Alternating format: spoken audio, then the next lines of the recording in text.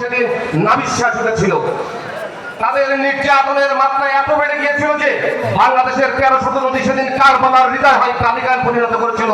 মুক্তিযুদ্ধের চেতনায় লালিত প্রিয় মাতৃভূমি সেদিন তারা অশ্রু ও রক্তের সাগরে ভাসিয়েছিল। তাদের এই সকল কর্মকাণ্ডের জন্য আপনাদের মতো ছাত্রদল, যুবদল, পাশাপাশি সাধারণ ছাত্র জনতার এক গণ অভ্যুত্থানে সেই ফ্যাসিস্ট সরকার পালিয়ে যেতে বাধ্য হয়েছিল। আপনারা যুবদল যারা করেন, আপনাদের ইতিহাসে, বাংলাদেশের ইতিহাসে আপনাদের নাম আগামী দিন স্বর্ণাক্ষরে লেখা থাকবে। বাংলাদেশ যখনই কোনো বিপদ বা ক্রাইসিস মধ্যে পড়েছে, আপনাদের অবদান অনস্বীকার্য।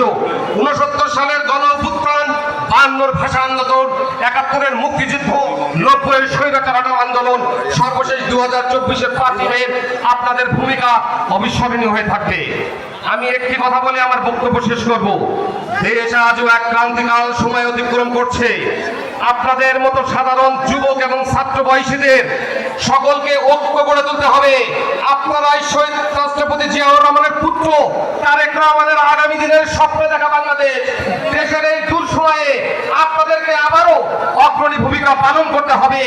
যদি আপনারা অগ্রণী ভূমিকা পালন করতে না পারেন, আগামী দিন দেশে আবারও একটি অন্ধকার আমাবস্যা আমাদের দিকে ছেয়ে আসছে। এইদিকে আমরা প্রতিকার করতে পারবো একমাত্র ঐক্য, ঐক্য এবং ঐক্য। সকলের সুস্বাস্থ্য কামনা করে আমি বিশ্বাস করি আপনারা যারা যেখানে উপস্থিত হয়েছেন সবাই শহীদ রাষ্ট্রপতি জিয়াউর রহমানের লড়াকু সৈনিক। আপনাদের শরীর থেকে যে রক্ত প্রবাহিত হয় তা কোনো ভারতীয় দাবিদারের রক্ত নয়। আপনাদের শরীর থেকে যে রক্ত প্রবাহিত হয় তা কোনো অন্য কারো রক্ত নয়। এই জন্য যে যেখানে আছেন সেখান থেকে সেইভাবে প্রতিজ্ঞা করুন শরীরের শেষ রক্তবিন্দু থাকতে আওয়ামী লীগের ষড়যন্ত্র যেমন রূপে আগামী দিন বাংলাদেশ নির্মাণে সকলে ব্যক্তিগত দ্বন্দ্ব, সংঘাত, হানাহানি, রেষারেষি, মারামারি ভুলে সকলে বাংলাদেশ জাতীয়তাবাদী যুবদলের হাতকে শক্তিশালী করবে ইনশাল্লাহ। এই আশাবাদ ব্যক্ত রেখে সকলের সুস্বাস্থ্য কামনা করে আমি আমার বক্তব্য শেষ করছি। ধন্যবাদ সকলকে। বাংলাদেশ জিন্দাবাদ, শহীদ জিয়া অমর হোক, খালেদা জিয়া জিন্দাবাদ, অমিন জিন্দাবাদ, তারেক রহমান জিন্দাবাদ। ধন্যবাদ সকলকে। সংগ্রামের সাথে সহযোগিতা